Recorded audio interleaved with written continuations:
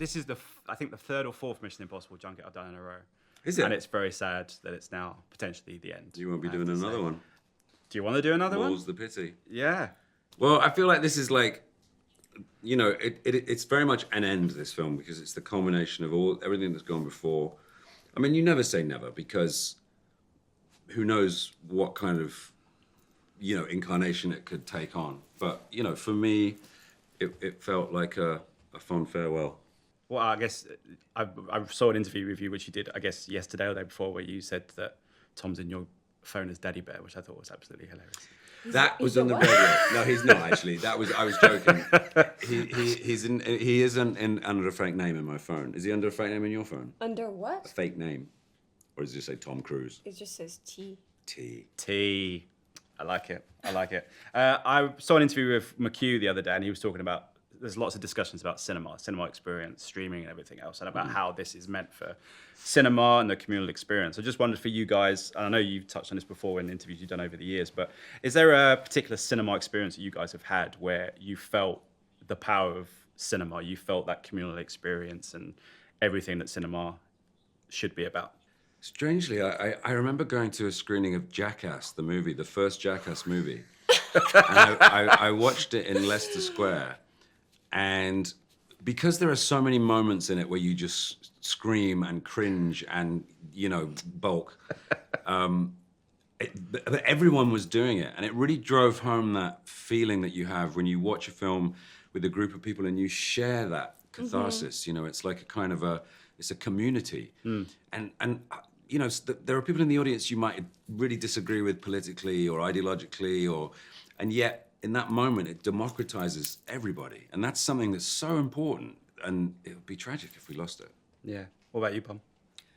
I mean, when we saw the movie Mission Impossible: The Final Reckoning in Cannes, Yeah, I was going to say that. It was really unbelievable. The energy was just electric. And, you know, it's amazing when you hear the laughs, the reactions, you know, and you feel like sometimes like people are like, stop breathing, kind of, you know? They're like, in the underwater bit. Yeah. Yeah. So that was really cool. I mean, I had to, especially on IMAX, you feel it's so overwhelming. Absolutely. You've done some amazing things with Tom, and I know you've talked about your experience with him and everything else. I just wondered for you, is there a performance of his that you think is severely underrated? Because I think there's a couple that he doesn't get the credit for as an actor, because now a lot of audiences, young audiences, see him as Mission Impossible, doing these crazy stunts. Jerry Maguire. I mean, Jerry Maguire. So good in it. He should have won the Oscar for Jerry Maguire. He was robbed, and I don't believe that. I'm just saying that because he's my friend. But when you watch that movie, Tom is so good at playing vulnerability. Like he plays. Ethan Hunt is obviously, although Ethan has a deep vulnerability which he plays beautifully, but whenever he's on the back foot, whenever Ethan's nervous, or, you know, but with Jerry Maguire, who's this really flawed guy, it's such a beautiful performance. When he's sitting at the table with Dorothy Boyd and Cuba Gooding Jr. and his wife are there, and they're clearly in love, and he's trying to be in love with Dorothy Boyd, and it's not working. It's fucking amazing. It's great.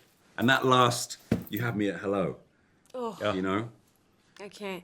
And when he, after the game, when Cuba points at him and he's tearing up. Oh, he's so good. Yeah, I think he should have won for Magnolia as well, but that's just... Yeah, Magnolia's that's immense. just my opinion. I mean, you know, we were at the BFI dinner the other night. Of course, celebrating him, and they made a reel with all the career, all of his career, all his movies, and it was just mind-blowing because, of course, we know Tom Cruise is Tom Cruise, the biggest movie star in the world, but to watch it like that was just unbelievable what he's accomplished.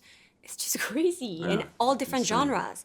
And one of my favorite movies that I love to watch, especially when I feel like a little bit down, is Tropic Thunder. I've watched it so Everyone in the many press times. room was just talking about Tropic And he's Thunder. so incredible in it. It was like his idea, the big hands and the dancing, and I love it so much. So like oftentimes I ask him like, Tom, can you do the Tropic Thunder dance?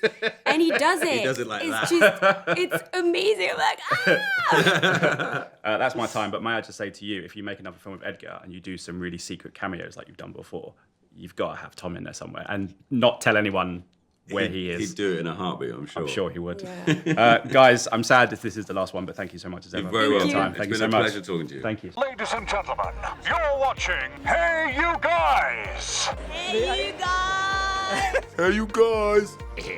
I That's what they all say. Hey, you guys! Hey!